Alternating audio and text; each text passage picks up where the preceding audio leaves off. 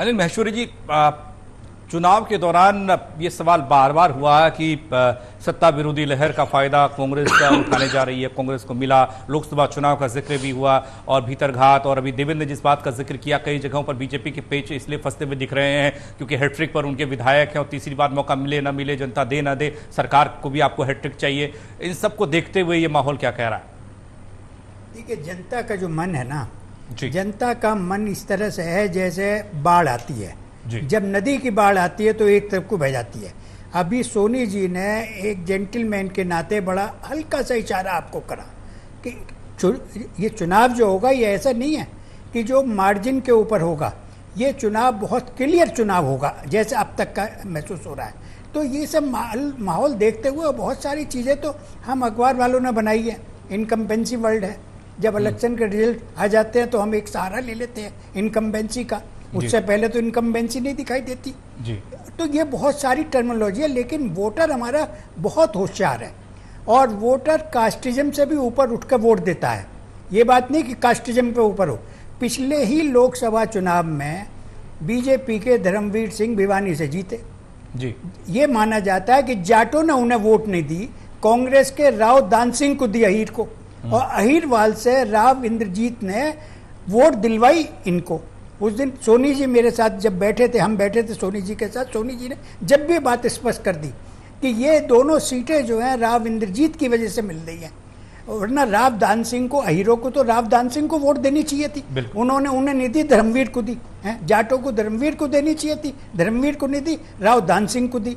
तो ये बहुत ज़्यादा हम सिंप्लीफाई ना करें कि ये जाट या नॉन जाट या कास्टिज्म के ऊपर बढ़ जा, लेकिन ये जरूर है कि मेजॉरिटी एक कौम की तरफ को, ये कांग्रेस आज सिंबलाइज हो गई है एक पर्टिकुलर कम्युनिटी के लिए।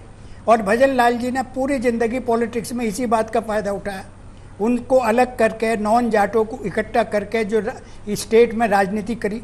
और बीजेपी का जैसे अनिल बंसल साहब ने कहा, सबसे ज्यादा सीट आई थी 18 सीट 87 में चौधरी देवीलाल साहब के नेतृत्व में, वरना बीजेपी को कभी 18 सीट भी नहीं आई थी। और उस इलेक्शन में 47 सीट आके तो कमाल ही हो गया था, हर आदमी अनएक्सपेक्टेड था कि इतनी सीट अपने दम पे बीजेपी को इतनी सीट आ गई।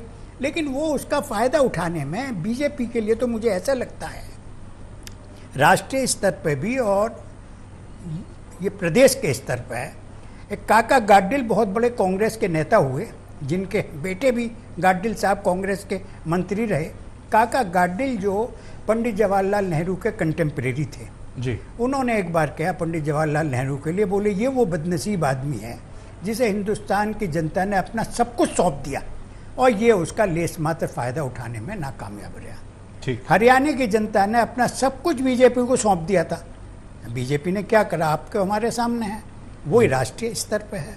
तो इसलिए इन चीज़ों का जो असर एक लिमिटेड है, लेकिन जब जनता का मन बन जाता है तो उसमें ये छोटी छोटी बातें इश्यूज गौण हो जाते हैं कि ये अग्निवीर की स्कीम है या फार्मर्स की स्कीम है, उस पर हर आदमी का, फार्मर्स की स्कीम को चौधरी, ये जो हमारे जो प्रधानमंत्री ने एक बहुत बढ़िया योजना निकाली जो इंश्योरेंस के लिए थी, एग्रीकल्चर के, जो मंडी समिति के लिए थी कि हर मंडी समिति का हर जिले में लाइसेंस लेना पड़ेगा, हरियाणा में लागू नहीं करवा पाए वो, जबकि एग्रीकल्चर मिनिस्टर उनके अपनी पार्टी के धनखड़ साहब थे, क्योंकि आड़तियों का इतना जोर था।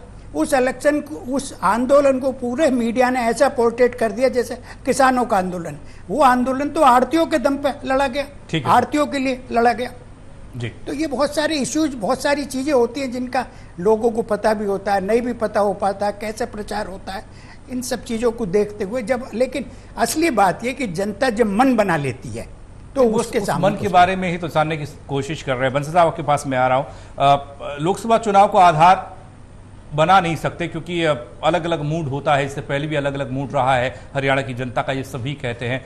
और प्रधानमंत्री नरेंद्र मोदी जब प्रचार कर रहे थे उन्होंने कहा कि देखिए केंद्र में जिसकी सरकार, हरियाणा में भी उसकी सरकार, और लेकिन ये भी एक तथ्य है और सच है कि 3 बार सरकार किसी की बनी नहीं।